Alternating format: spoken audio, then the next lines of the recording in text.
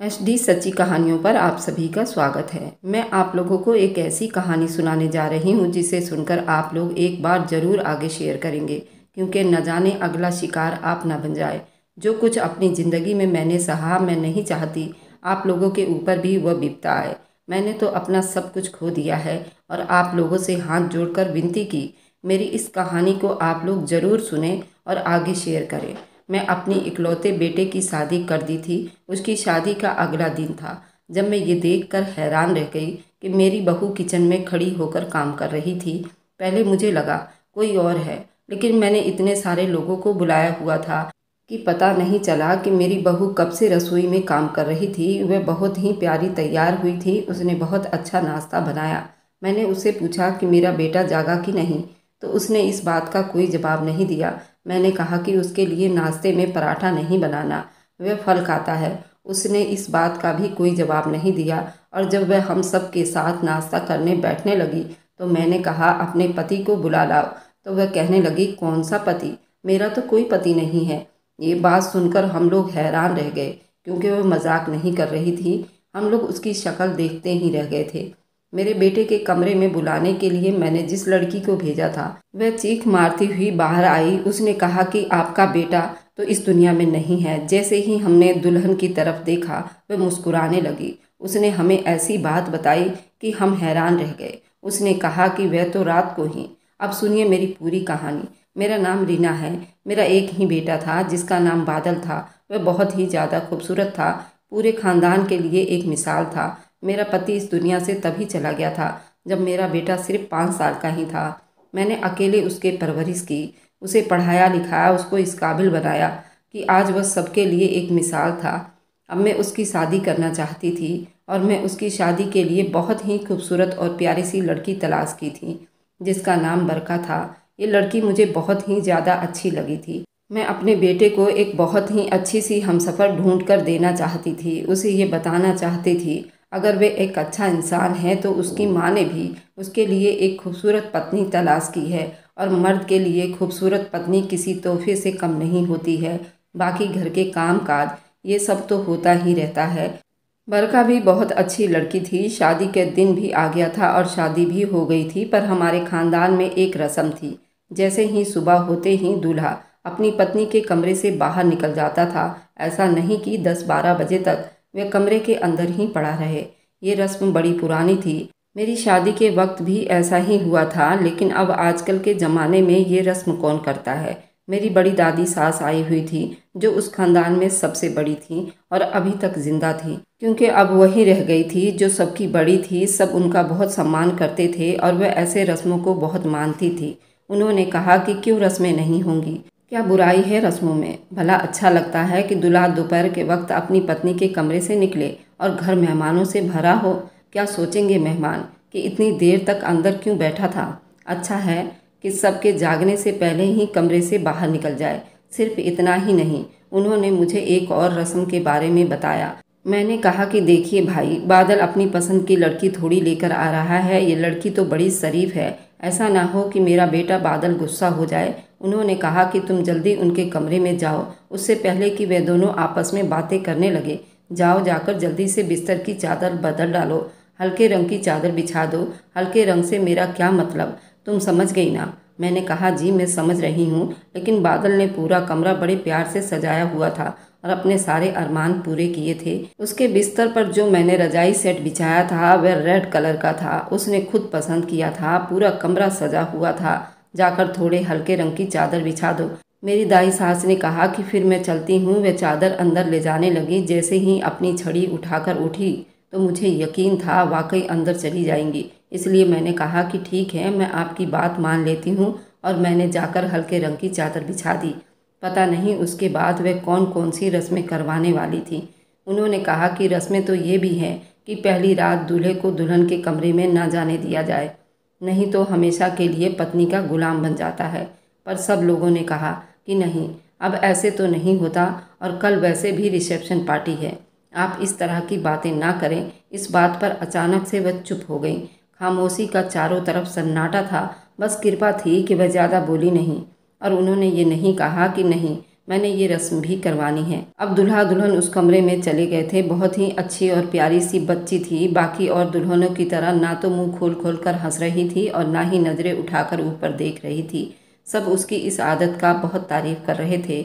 सब कह रहे थे कि जैसा बादल है पत्नी भी वैसे ही हैं, सलीके वाली। सच तो ये है कि अच्छे मर्दों के लिए अच्छी औरतें होती हैं। मैं बहुत खुश थी क्योंकि सबके सामने मेरी इज्जत बन रही थी। खैर दूल्हा दुल्हन को कमरे में भेज दिया गया और थोड़ी देर के बाद बादल को भी मैंने समझा दिया कि बेटा 4 बजे से पहले कमरे से बाहर निकल आना। वैसे तो मौसम बदल रहा था, लेकिन सुबह के पूजा आराधना और आरती से पहले ही इस कमरे से बाहर निकल जाना, ये कह दिया था। उसने भी आगे से हाँ में सिर हिला दिया था। वे दोनों कमरे में थे और हम लोग वापस अपने कमरे में आ गए थे। बातें करते करते सुबह होने वाली थी। हमने सोचा कि नहीं सोएंगे क्योंकि अब सोने का कोई टाइम नहीं है, लेकिन 2-2:30 बजे के करीब हमारी आंख खुल गई थी और सुबह जब हम लोग पूजा पाठ करने उठे तो मेरी एक भतीजी ने आकर अजीब सी बात बताई। उसने कहा कि चाची, दुल्हन कब से बाहर बैठी है। मैंने कहा कि कौन दुल्हन, किसकी बात कर रही हो? तो कहने लगी आपकी दुल्हन बरखा की बात कर रही हूँ, सुबह से बाहर बैठी है। मैंने कहा बाहर बैठी है? उसने कहा कि हाँ, वह 4 बजे के करीब बाहर आंगन में बैठी थी, फिर थोड़ी देर के बाद अंदर बैठ गई, फिर इधर उधर फिरती रही, अभी वह किचन में है। मैंने कहा कि वह 4 बजे से कमरे से बाहर क्या कर रही है? मैंने उसको थोड़ी बाहर आने को कहा था। मैंने तो बादल से कहा था। ठीक तो है, वह लड़की कहने लगी हाँ बिल्कुल ठीक है, बड़ी प्यारी लग रही है, बड़े अच्छे से तैयार होकर फिर रही है, बड़ी खुशबू आ रही है उसमें से। मैंने कहा कि अच्छा, तुम अपनी जुबान बंद रखो। मैं जल्दी से बाहर गई, उसे तलाश करने लगी। वह बाहर तो नहीं बैठी थी, लेकिन किचन में खड़ी सबके लिए नाश्ता बना रही थी। मैंने कहा ये तुम क्या कर रही हो बेटा? आज तो तुम्हारी शादी का पहला दिन है और तुम किचन में चली आई हो। नहीं नहीं, ऐसे नहीं होता, तुम्हें तो 7 दिन के बाद ही किचन में जाना था। वह कहने लगी क्या हो गया मम्मी, अगर मैं किचन में खड़ी हो गई और खाना बना दूंगी तो क्या हो जाएगा? मैंने बादल से आप सबकी पसंद का खाना पूछ लिया था। आप फिक्र मत करो, मैं अच्छा सा नाश्ता बना दूंगी। ये बात मुझे बड़ी अजीब लग रही थी। मुझे शर्म भी आ रही थी। बेचारी अगले ही दिन खड़ी हो गई, सबके लिए नाश्ता बना रही है और फिर घर में काफ़ी सारे मेहमान थे और अब मैं बार बार उसको रोक नहीं सकती थी और वह रुक भी नहीं रही थी। मैंने कहा कि अच्छा ठीक है, जैसे तुम्हारी खुशी। लेकिन मैंने अपनी 2 भांजियों को और घर में आई हुई लड़कियों को कहा कि तुम भी जरा सा जाकर भाभी की मदद करो और उसको ज़्यादा काम नहीं करने देना। मैं वापस आई तो मेरी दादी सास तक ये बात पहुंच चुकी थी। उन्होंने कहा कि तुम्हारी बहू तो खुद ही बाहर आ गई। मैंने कहा कि जी दादी। कहने लगी कहीं तुमने गलती से उसको तो नहीं कह दिया था कि बाहर आ जाना, क्योंकि तुम्हारा बेटा तो अभी तक अंदर सो रहा है। मैंने कहा कि नहीं, मैंने बेटे से ही कहा था। मैंने कहा कि फिर बादल को भी बाहर बुला लेते हैं। वह कहने लगी जब वह सो रहा था तो वह लड़की खुद से बाहर क्यों आ गई? उसका यूं बाहर आने का क्या मकसद है?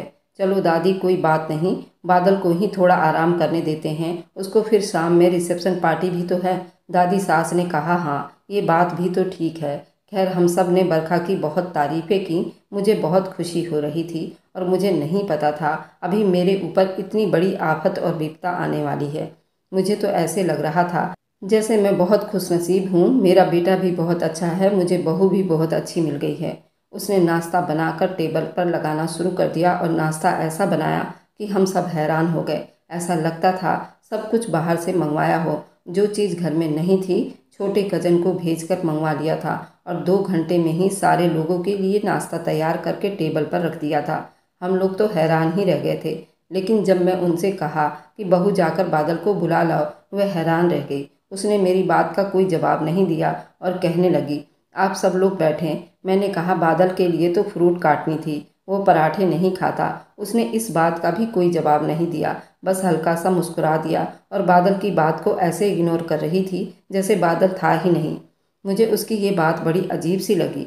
मैंने एक लड़की को कहा कि जाकर भाई को बुला लाओ, सावधानी से जगाना, बस दरवाजे के पास जाकर ही खड़ी हो जाना और उसको आवाज़ देना। उसने कहा कि ठीक है। बरखा सब लोगों को बैठा रही थी, प्यार प्यार से कह रही थी कि बैठिए ना, उसके लिए कुर्सियां बिछा रही थी।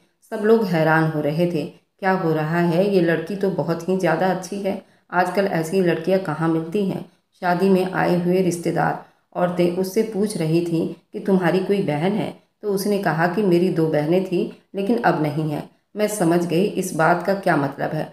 शायद इसका यही मतलब था कि उन लोगों की शादी हो चुकी है, लेकिन जब कोई इस तरह का जवाब देता है तो ये कहता है कि जी उनकी शादी हो गई है। वह कह रही थी कि पहले थी अब नहीं।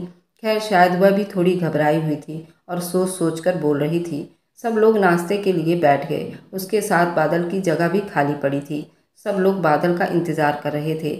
मैंने एक और बहन को उसके पीछे भेजा। मैंने कहा कि ममता बादल को बुलाने गई थी, कहाँ रह गई, जरा देख कर आओ। थोड़ी देर के बाद वे दोनों बादल को बुलाने गई थी। हमें उन दोनों की चीखने की आवाज़ सुनाई दी थी, ऐसी चीख कि हम लोग डर गए थे। सब एक साथ उठकर उस तरफ भागे जहाँ से चीखों की आवाज़ आ रही थी। आवाज़ मेरे बेटे के कमरे से आ रही थी। जब हम उस तरफ गए तो वह लड़कियां बाहर की तरफ भाग रही थी। हमने उन्हें पकड़ लिया। उसमें से एक तो बेहोश हो गई थी। मैंने कहा क्या हो गया, क्या हो गया?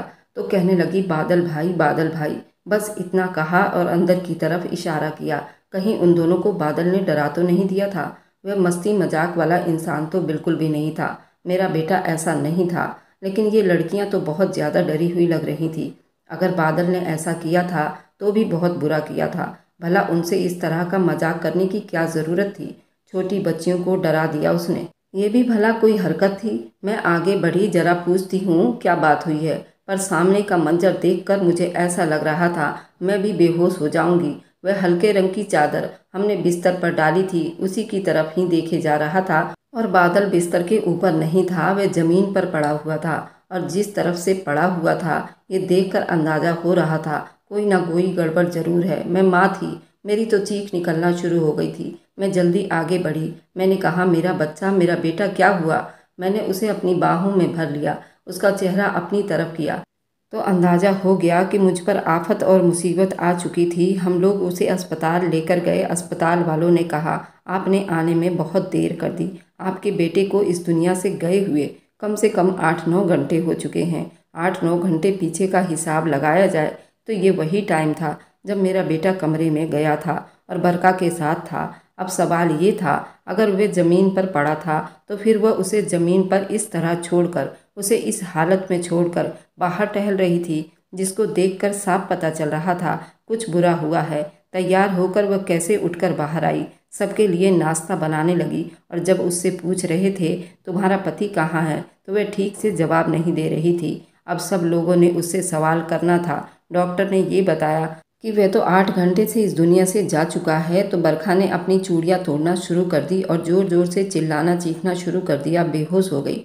डॉक्टर ने कहा वह हाई ब्लड प्रेशर की वजह से कोमा में चली गई है। उसको होश नहीं आ रहा था। उसके माँ बाप भी वहाँ पर आ गए और उल्टा हमसे सवाल करने लगे। जब हमने ये सब कुछ बताया तो वह हैरान रह गए। मैंने कहा कि आपकी बेटी ही जवाब देगी। तो वह कहने लगे अगर हमारी बेटी ने ही ये सब कुछ किया है तो वह फिर इस तरह सदमा खाकर क्यों बेहोश हो जाती है?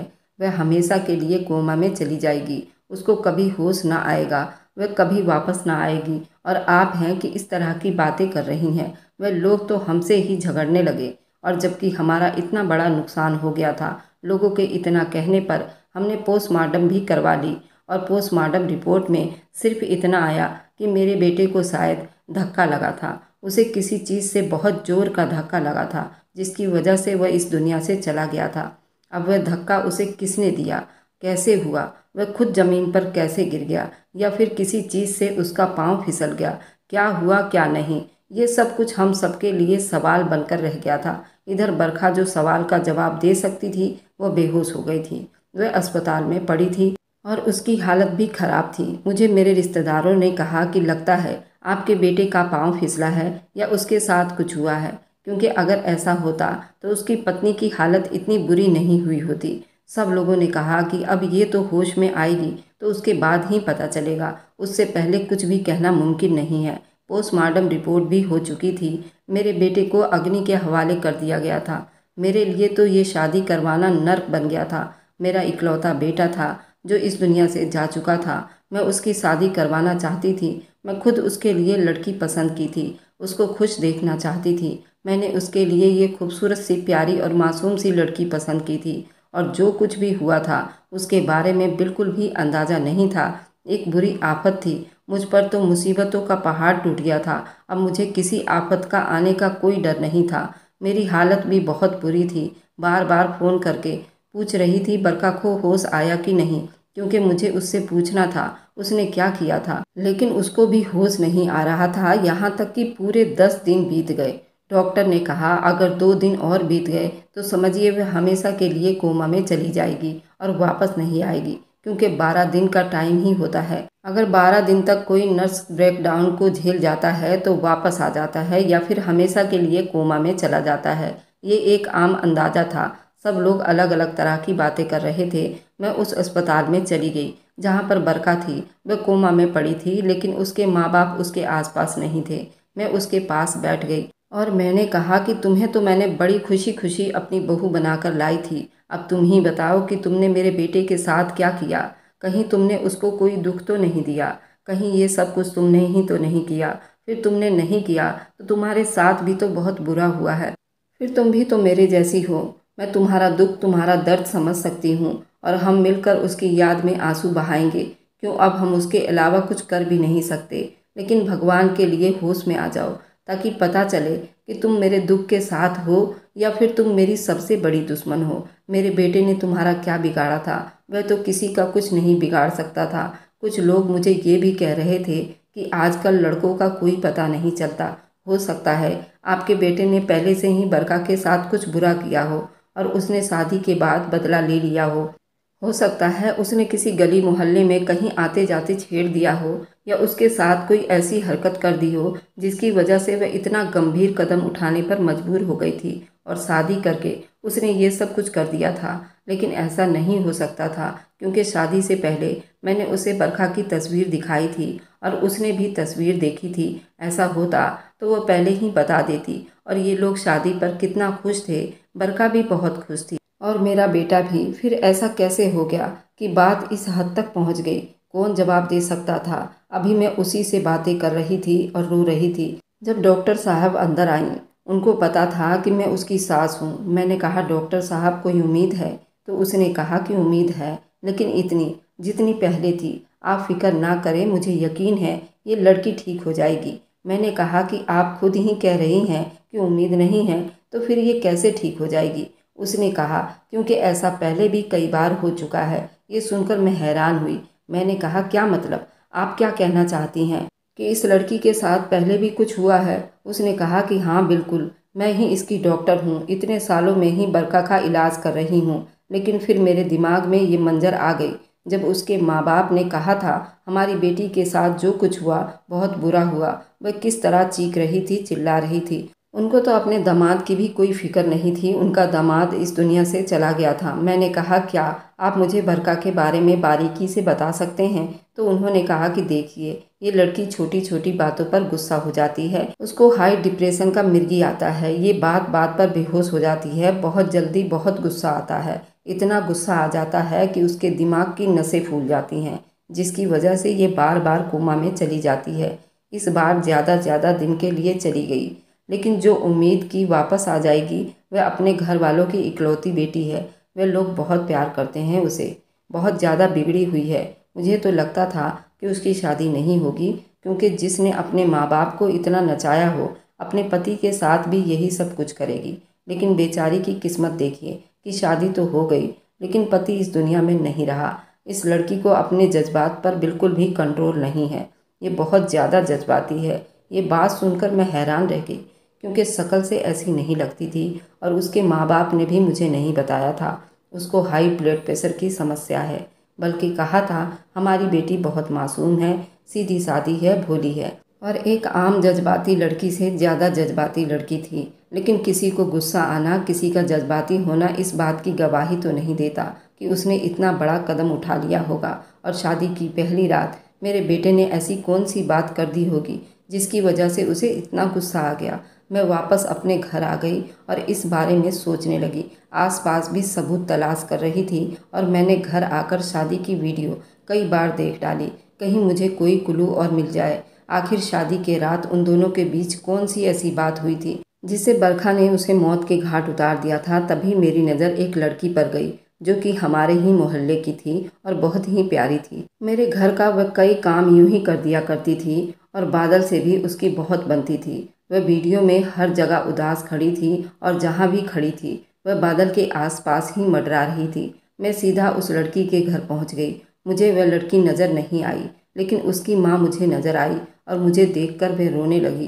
कहने लगी, देखो ना, जब से बादल की मृत्यु हुई है अपने आप को कमरे में बंद करके बैठ गई है और रोए जा रही है, और जब मैं पूछती हूँ तो कुछ भी नहीं बताती। अब आप ही इससे पूछिए, आखिर इससे हुआ क्या है। बादल के जाने का सदमा तो हम सभी को है। उसने एक निवाला तक मुंह में नहीं लिया। मुझे तो ऐसा लगता है ये ऐसे ही मर जाएगी। फिर मैंने उससे बहुत विनती की और दरवाज़ा खुलवाया। जो कुछ उसने मुझे बताया मैं हैरान रह गई। उसने कहा कि मैं बादल से प्यार करती थी और बादल से शादी के लिए भी कहा था, लेकिन बादल ने ये कहकर मना कर दिया कि मैं तुमसे शादी नहीं कर सकता। मेरी माँ इस शादी के लिए तैयार नहीं होंगी क्योंकि तुम इतनी खूबसूरत नहीं हो। मेरा दिल उसी दिन टूट गया था जब बादल ने मुझे मना कर दिया था और मैं उसके प्यार में तड़प रही थी, उसके आसपास ही मंडराती थी। और मैंने उसे उस दिन रात को बादल के दरवाजे की खिड़की के पीछे छुप गई और वह सब मैंने अपनी कानों से सुना। और खिड़की थोड़ी सी खुली थी, मुझे साफ दिखाई तो नहीं दे रहा था। उसके बाद मैंने जो कुछ देखा मैं इतनी बुरी तरह से डर गई कि मेरी हिम्मत ही नहीं हुई कि मैं किसी को बताऊं। लेकिन मैंने ठीक से देखा नहीं था, पर आवाज़ सुनी थी। मैंने कहा, कैसी आवाज़ थी, बताओ मुझे।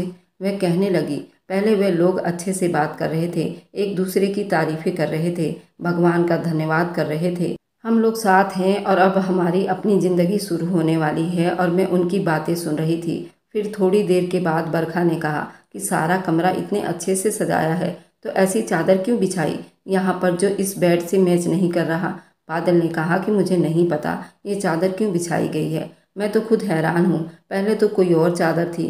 जैसे ही उसने कहा कि पहले कोई और चादर थी तो बरखा का बात करने का तरीका बदल गया। वह कहने लगी, अच्छा अब मुझे समझ आ गई चादर क्यों बिछाई गई है। तुम्हारे घर वाले मुझे गलत समझते हैं, मेरा टेस्ट लेना चाहते हैं, इसलिए ये चादर बिछाई गई है। बादल बार बार कह रहा था कि मुझे इसके बारे में कोई जानकारी नहीं है और मेरी मम्मी ऐसी नहीं है, इसलिए मुझे नहीं लगता जो तुम कह रही हो वैसी कोई बात है। बरखा ज़्यादा गुस्सा होने लगी। उसने कहा कि मुझे हाथ मत लगाना, चले जाओ यहाँ से। उनको सबूत चाहिए ना, मैं दूंगी सबूत उनको। सबूत ऐसा दूंगी सारी ज़िंदगी याद रखेंगे। ये मेरा ससुराल है। जिन्होंने आते ही मुझ पर इल्ज़ाम लगाना शुरू कर दिया, ये समझते हैं मेरा पहले से किसी और के साथ चक्कर चल रहा था। इतना घटिया समझ लिया मुझे। नहीं छोड़ूंगी किसी को भी, नहीं माफ़ करूंगी। बरखा ये बेइज्जती कभी नहीं भूलेगी। अचानक से ऐसा लगा जैसे बरखा को बहुत गुस्सा चढ़ गया हो और वे पागलों की तरह इधर उधर फिरने लगी। थोड़ी देर के बाद किसी जोरदार गिरने की आवाज़ आई। उसके बाद बिल्कुल चुप्पी हो गई। मैं वहाँ से भाग आई। मुझे माफ़ कर दीजिए, मुझे नहीं पता था, मुझे ये बात पहले बता देनी चाहिए थी या नहीं, लेकिन शायद ये सब कुछ उसने ही किया था। तभी तो वह इतने आराम से कमरे से निकली और कितनी नॉर्मल अपने आप को दिखा रही थी। वह इतनी नॉर्मल नहीं थी। मुझे तो लगता है वह पागल है। मैंने उस लड़की को बहुत डांटा और कहा कि चली जाओ यहाँ से। तुम बादल के बताने के बजाय मुझे बता देती कि तुम बादल से प्यार करती हो, मैं 1 मिनट भी नहीं लगाती, क्योंकि तुम मुझे शुरू से ही पसंद थी। लेकिन तुम भी मेरे बेटे की गुनहगार हो। तुम उसी वक्त बता देती अंदर कुछ चल रहा है तो शायद आज हम उसे बचा लेते और वह तुम्हारा पति होता। लेकिन मुझे बात समझ आ गई थी, ये सब बरखा ने किया था, क्योंकि वह पागल थी, दिमागी मरीज थी। शायद उसे इसी बात पर गुस्सा आ गया था कि हम लोग उसका टेस्ट लेने की कोशिश कर रहे हैं, उसकी पवित्रता को जांच रहे हैं। ऐसा था। इस सब की वजह तो मेरी दादी सास थी। उसने कहा था कि जाओ जाकर चादर बदल कर आओ, और उसकी इस हरकत की वजह से आज मेरा बेटा इस दुनिया से जा चुका था। लेकिन इसका मतलब ये सब बरखा ने ही किया था। मैंने उस लड़की को कहा कि तुम्हें गवाही देनी होगी। वह कहने लगी कि मैं गवाही देने को तैयार हूँ। लेकिन जैसे ही अस्पताल में गई और उसके कमरे की तरफ बढ़ी तो वह बिस्तर पर नहीं थी। मैं बहुत हैरान हो गई। मुझे लगा शायद अस्पताल वालों ने उसको किसी और जगह शिफ्ट किया होगा। उस डॉक्टर ने बताया उसको तो कल रात को होश आ गया था। जैसे ही आप यहाँ से गईं उसको उसी टाइम होश आ गया था, और उसके माँ बाप आज सुबह उसे लेकर चले गए हैं। मैं उनके घर पहुँची तो वहाँ जाकर पता चला वे लोग वहाँ से भाग चुके थे। शायद उसने अपने माँ बाप को बता दिया था ये सब कुछ उसी ने किया है, और पुलिस वाले जेल के डर से वहाँ से चली गई। इस बात को 4 साल हो गए थे। बरखा, उसके माँ बाप वापस नहीं आए और मेरा बेटा इस दुनिया से चला गया। आखिर उन्होंने हमसे झूठ क्यों बोला? अपने पागल लड़की की शादी मेरे बेटे से क्यों करवाई? किसी पर कैसे उम्मीद की जा सकती है? ऐसे माँ बाप को जो अपनी पागल बेटी की शादी ये सोचकर करवाना चाहते थे कि शादी के बाद ठीक हो जाएगी। मैं अपनी दादी सास को, जिसने एक फालतू के रस्म के पीछे ये सब कुछ करवा दिया, मेरा बेटा इस दुनिया से चला गया। अब आप लोग बताइए, उसमें गलती किसकी थी? अगर आपको आज की कहानी पसंद आई है तो वीडियो को ज़रूर लाइक कीजिएगा और अपने दोस्तों के साथ शेयर भी कीजिएगा। और हाँ, अगर आपने अभी तक हमारे चैनल को सब्सक्राइब नहीं किया है तो ज़रूर सब्सक्राइब कर लीजिए। मिलते हैं हम अपनी कल की एक नई दिलचस्प कहानी के साथ। मुझ पर सदा अपना प्यार और स्नेह बनाए रखें। सभी को मेरा प्यार भरा नमस्कार दोस्तों।